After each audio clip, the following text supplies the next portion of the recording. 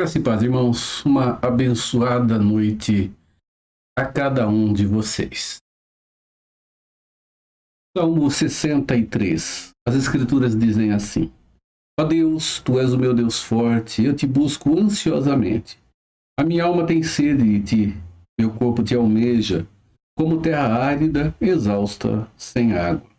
Assim eu Te contemplo no santuário para ver a Tua força e a Tua glória. Porque a tua graça é melhor do que a vida, os meus lábios te louvam. Assim cumpre-me bem dizer-te enquanto eu viver, em teu nome levanto as mãos. Amém. Até ao verso de número 5. Nós vamos orar. Nosso Deus, amado e grande Pai, bendizemos ao teu nome. Estamos mais uma vez juntos para meditar na tua palavra, reunidos diante da tua verdade. E carecemos a tua iluminação, Senhor. E Deus amado, estenda essa bênção à vida desses nossos irmãos que estão na distância de nós, enfrentando lutas, dificuldades. Abençoe a cada um, Senhor. Tome em tuas mãos e renove graça sobre aqueles irmãos que estão próximos de nós e que da mesma forma enfrentam, Senhor, as lutas do dia a dia. Obrigado, Pai, pelo amor e misericórdia do Senhor para conosco. Oramos em nome de Jesus. Amém, Pai. Amém. Nós já voltamos, meus irmãos.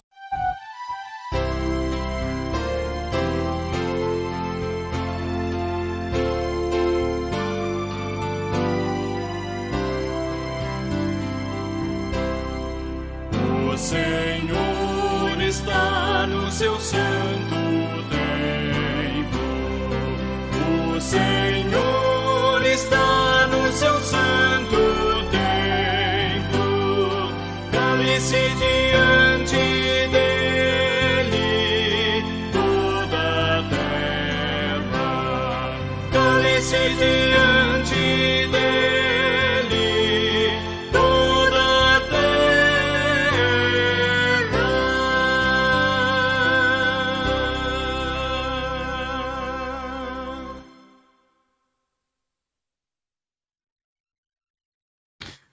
Meus irmãos, a vida do grande rei Davi foi uma vida gloriosa, foi uma vida de vitórias. Ele se tornou, sem dúvida alguma, o maior rei de Israel. Saul começou bem, teve um grande início de jornada, se perdeu no meio do caminho e teve um fim trágico, porque trilhou em caminhos distantes da vontade de Deus. Davi, por sua vez, um homem que Deus escolheu, de onde vem a sucessão do Redentor. Vemos ali um homem que teve as suas situações e circunstâncias da vida, mas um homem que tinha o seu coração em Deus da mesma forma. Salomão teve tudo em suas mãos, como nós diríamos, teve a faca e o queijo nas mãos, mas não soube aproveitar, porque apesar de pedir sabedoria, recebe riqueza, e não soube trabalhar a sabedoria em seu coração. Um homem de muito conhecimento, mas que não soube trabalhar esse conhecimento, permitindo que o seu coração se desviasse e caminhasse na distância do Deus Todo-Poderoso. A partir daí, o reino que estava unido e que Davi havia conquistado em extensão e território vai se perdendo, divide-se em dois, e o povo de Deus ele vive tragicamente o seu desaparecimento praticamente de identidade e nacionalidade, até mesmo por algum tempo. O reino do norte é esparramado pela terra, o reino do sul cai nas mãos da Babilônia por 70 anos, fica cativo, e um período, meus irmãos, difícil de identidade não existente na prática do dia a dia.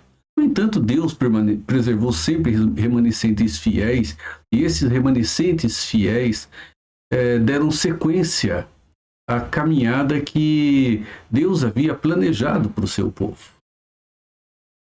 E nós, meus irmãos, vemos que o que fez diferença na vida de Davi e na vida do povo de Deus foi uma grande sede por Deus. Nós estamos iniciando esse novo ano. Vamos estabelecer projetos e projetos. Mas não há dúvidas que Deus tem que ser o maior projeto de cada um de nós. Tem que ser o grande projeto. Aquele, meus irmãos, que nos norteará na caminhada dentro do nosso lar, que nos norteará dentro do trabalho, dentro dos estudos, dentro da igreja, nos norteará pessoalmente. Davi enfrentou lutas e dificuldades. A vida de Davi não foi uma vida fácil. Olhamos para Davi dentro do palácio e com todas as mordomias e regalias, mas nós observamos também que ali estava um homem que teve que aprender a caminhar com a vida diante de um tempo de perseguição, diante de um tempo de muitos desafios, e seus salmos mostram isso. Os salmos mostram as lutas, as dificuldades, e mostram a dependência de Davi diante de cada uma delas. Nós observamos, meus irmãos, e deve ser para nós também um desafio. Davi começa com a seguinte expressão no seu salmo: ó Deus, tu és o meu Deus forte. Davi tinha em Deus a sua fortaleza. Ele diz: o Senhor é o meu Deus forte. Primeiro, em meio à força que Davi tinha como rei, o prestígio que ele tinha entre as 12 tribos de Israel, a força militar que ele foi adquirindo. Meus irmãos, ele ainda está num momento difícil no deserto. Mas observamos que essa expressão foi uma expressão que caminhou com a vida desse homem.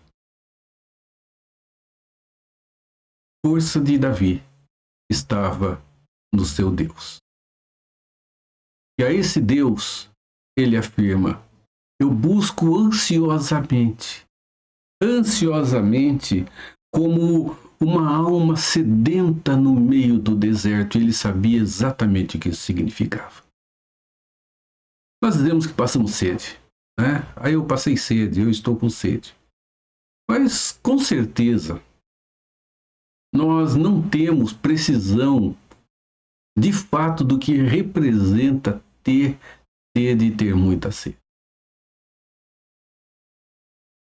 Houve uma certa vez, no período da mocidade, em que saí com outro amigo de Botucatu até Vitoriana, e um distritozinho de Botucatu.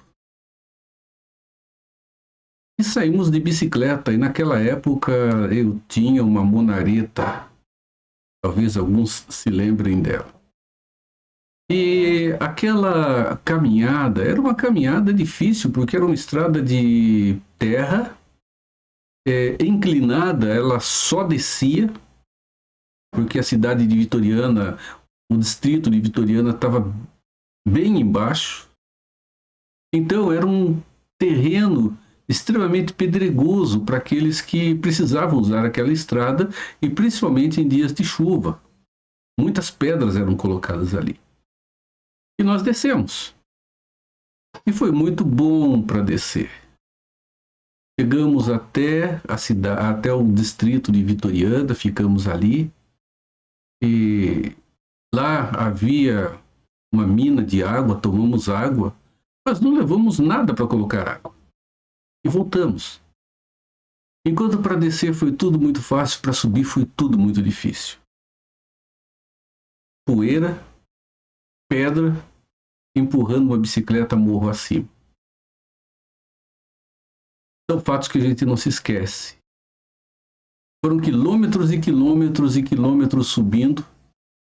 Alguns trechos mais leves tentava andar com a bicicleta. E num determinado momento a corrente da bicicleta ela arrebentou, e aí ficou pior ainda. E foram horas e horas caminhando, procurando um pouco de água, porque a sede era muito grande, o sol da tarde era muito forte. Até que conseguimos chegar à cidade, a parte que dava para empurrar, que não dava para andar, a gente empurrava. A parte que dava para andar, um puxava o outro, o rapaz que estava comigo me puxava. Caminhamos e chegamos em casa. Eu creio que essa foi a maior experiência de uma sede bem vivida que eu tive. Eu estava completamente seco de vontade de tomar água. Tomei muita água mesmo, quando cheguei em casa. Irmãos, dá para imaginar um pouco das palavras de Davi quando ele diz: eu busco ao Senhor ansiosamente, como busco água numa terra exausta, numa terra árida. E é esse o desejo que nós devemos ter por Deus. O desejo de buscá-lo com uma vontade tão grande, como se estivesse de fato com muita sede e querendo muita água. Porque de fato, a nossa alma, nós não nos apercebemos disso, mas ela é sedenta. E nós, meus irmãos, precisamos caminhar em direção a matar a sede da nossa alma. E o nosso Deus é a fonte de água fresca e cristalina para matar essa sede. Irmão, Jesus disse: eu sou a água da vida, quem vier a mim jamais terá sede. E nós vivemos sede espiritual tantos e tantos momentos, porque não buscamos na profundidade que é necessário o Deus das nossas próprias vidas. E meus irmãos, Davi experimenta algo que é muito importante. Se nós dizemos que a vida é importante, Davi diz: mais importante do que a vida é a tua graça. A graça é esse favor imerecido de Deus para conosco, que envolve todas as áreas da nossa vida, porque em nenhuma área há algo, meus irmãos, que não tenha origem no Deus Todo-Poderoso, e isso é graça. É graça porque não há merecimento em ninguém, absolutamente, para se ter o que se tem. Para chegar onde se chegou, para conquistar o que se conquistou. Porque a fonte primária para tudo isso é Deus, o Deus Todo-Poderoso. Isso não tira de nós, meus irmãos, a dignidade do trabalho, do esforço, em momento algum. Por outro lado, também não nos leva a uma situação, uma posição de supervalorização arrogante, imaginando que nós somos a autofonte das nossas próprias forças, na pretensão de que não precisamos de Deus ou até mesmo não precisamos dos outros. Esse primeiro momento do ano desafia-nos. E desafia-nos na direção de olharmos a Deus e reconhecermos ser Ele a grande força. Desafia-nos ao ponto de desejá-lo ardentemente, como alguém sedento no meio de um deserto árido. Desafia-nos a humildemente entender e aceitar que tudo que temos, somos e vivemos provém de um Deus provedor. E para nós é pura graça. A graça é melhor do que a vida. Porque a graça, meus irmãos, ela dá sentido à vida e ela tem que nos bastar. Deus respondeu assim ao apóstolo Paulo. Ele ora e pede ao Senhor que tirasse dele aquele espinho. A resposta do Senhor foi uma só: Paulo, a minha graça te basta. Irmãos, que nos bastemos em Cristo, nosso suficiente Senhor e Salvador. que tenhamos sede por Deus e que saibamos que nele podemos confiar, porque ele é a força tão necessária para a caminhada da nossa vida no ano que já iniciou. Em Cristo, a sua bênção seja com a vida de cada um de nós. Amém. Vamos orar. Nosso Deus, Pai amoroso e grandioso Deus, nos renovamos na Tua presença, Senhor, em mais um tempo, em mais um instante, na segurança e na certeza de que nós não caminharemos sós. E obrigado, porque o Senhor tem nos bastado em graça, porque não há merecimento em nós. E, Senhor, nós precisamos desejá-lo como aquele momento, aquela situação em que nos vemos desidratados, Pai, em busca da fonte que saciará a nossa sede. Senhor, Davi disse que a alma dele o busca ansiosamente, como numa terra árida, exausta e sem água. Como as corças suspiram pelas correntes das águas, assim pelo Senhor, ó Deus, deve suspirar. Renove-nos, Pai, em graça e sabedoria. É o que pedimos, Pai, em nome e por amor de Jesus. Amém. Amém. Vamos louvar a Deus, hino 148, e logo depois encerramos com a bênção apostólica.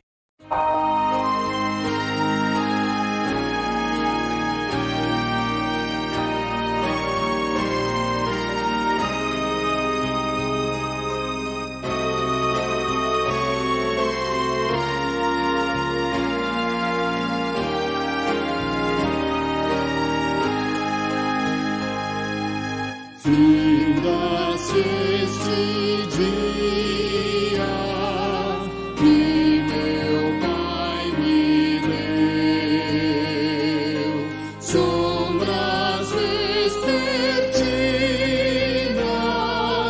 cobrem já o céu. Ó Jesus bendito, se comigo estás, eu não temo a noite, vou dormir em paz. Com pecados hoje eu te entristeci, mas perdão te peço por amor de ti. Sou pequeno e frágil, livra-me do mal, que em ti eu tenha proteção final. Guarda o marinheiro no violento mar, e ao que sofre dores queiras confortar. Ao tentado estende tua mão, Senhor, manda ao triste aflito o Consolador.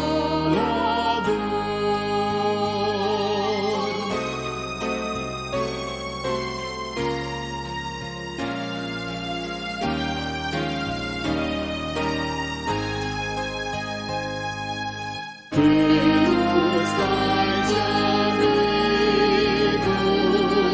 pela santa lei, pelo amor divino,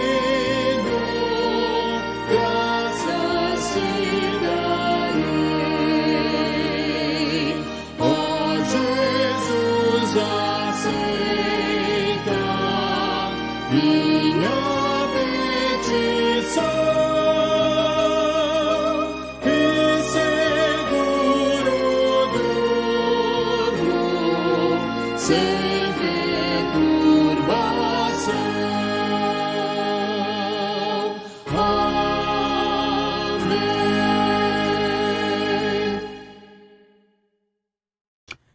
Recebam a bênção, irmãos, que a graça de Jesus Cristo, nosso Senhor e Salvador, o amor de Deus, o nosso Pai, e a consolação do Espírito Santo seja sobre a sua vida e sobre todo o povo de Deus, agora e por todo sempre. Amém. Amém. Deus o abençoe, Deus o renove. Amém.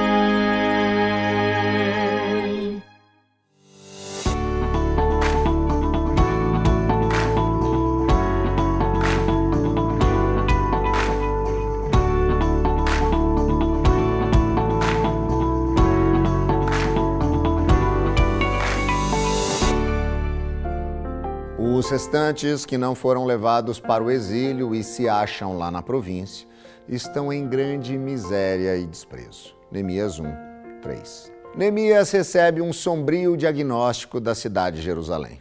Muitos haviam sido arrancados de sua terra e levados como escravos para a Babilônia. Perderam sua pátria, sua nacionalidade, suas terras, suas casas, seu templo e até mesmo membros de sua família.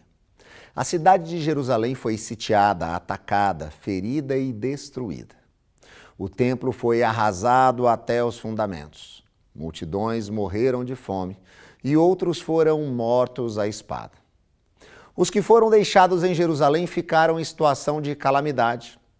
A pobreza fez amargar a vida deles. O abandono os feriu profundamente, pois além da tragédia e da pobreza, ninguém se importava com eles.